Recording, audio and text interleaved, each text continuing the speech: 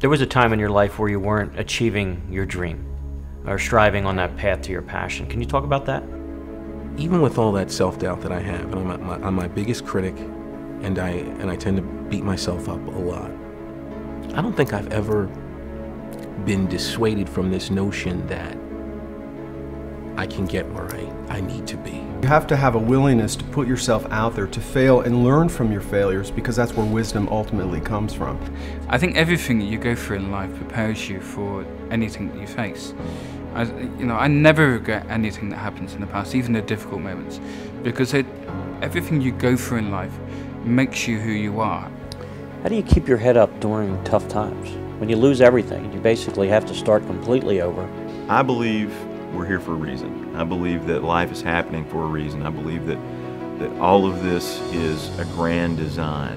It's a great thing when you have an opportunity to start over again and really give yourself a chance to do something different and something that you're really, really committed to do. And this is like your passion. No careers, no lives go straight up.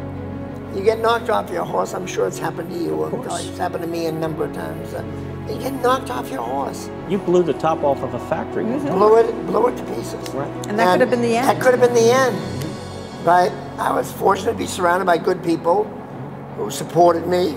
I got myself back in the, we always call it the mirror test. Go look at yourself in the mirror, get yourself up for it, and move on to the next challenge. You've inspired so many people. Who inspires you? My daughter's teacher. My grandmother. Inspiration in life would be my dad.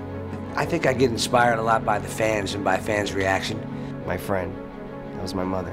I am absolutely a 50-50 product of my mom and dad. So where do you think strength comes from? I think strength is a decision.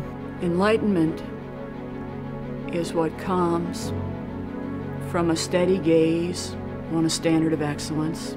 My dad, he suffered from a stroke, a couple years ago. I actually lost my older brother 2 years ago, and that has given me the drive.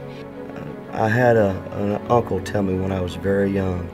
He said, son, if you can live through life and you can count your true friends on one hand, if you got 5 true friends at the end of your life, you're very blessed. So many people are afraid to even think about taking the risk. What do you think you could offer them that would help them along the path?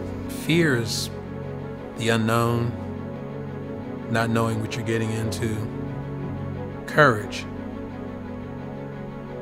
going and dealing with the unknown. When I was a young man painting, I could tell you in advance what I was going to paint.